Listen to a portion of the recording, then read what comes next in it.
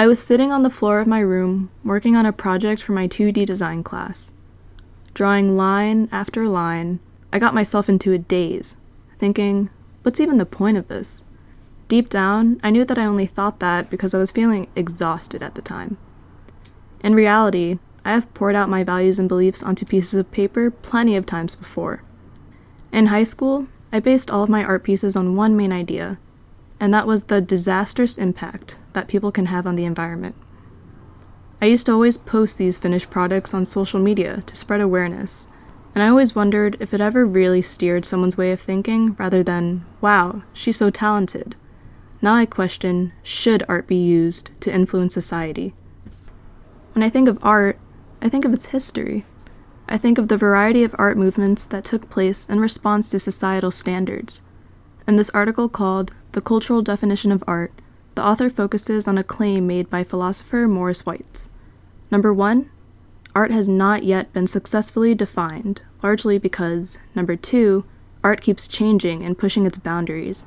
And thus, number 3, any definition that focuses on art's exhibited or intrinsic properties is doomed to soon be out of date. Reading this claim reminded me of the term avant-garde. The Tate Museum of Art explains this French term as something that pushes the boundaries of ideas and creativity. Sound familiar?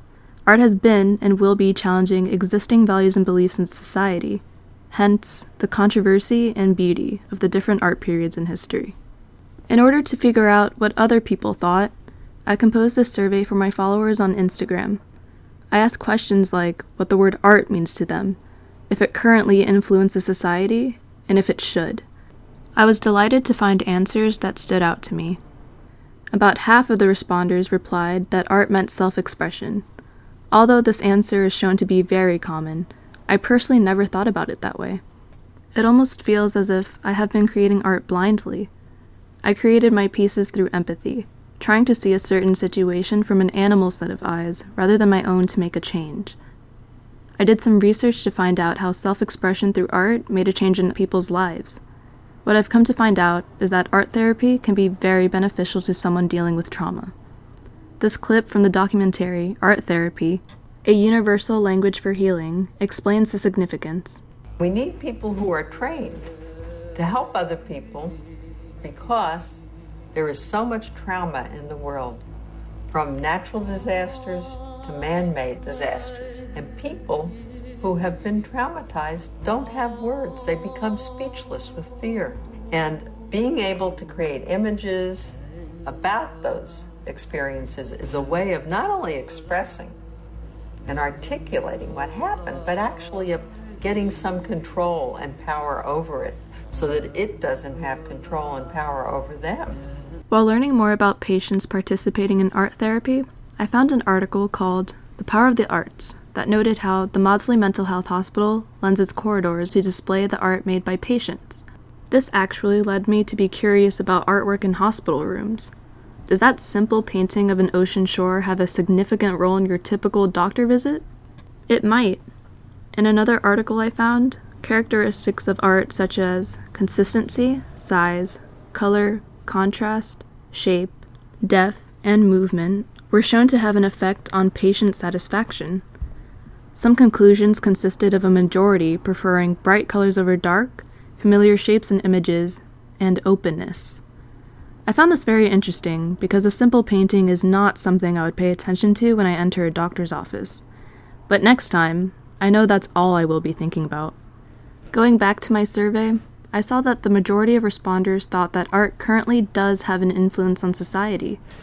The research I conducted has shown how art can have a strong impact on someone's life and how it affects their mood even the minute they walk into a room.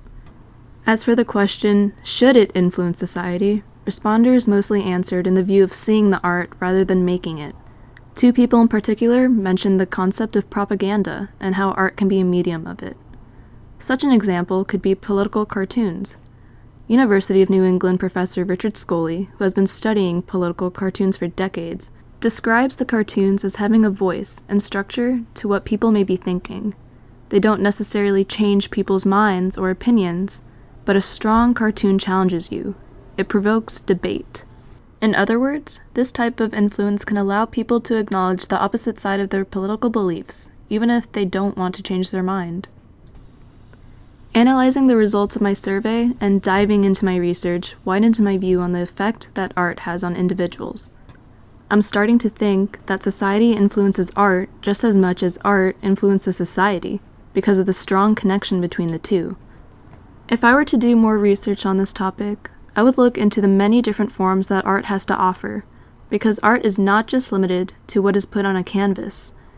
I am curious to know the influence of things like film, dance, music,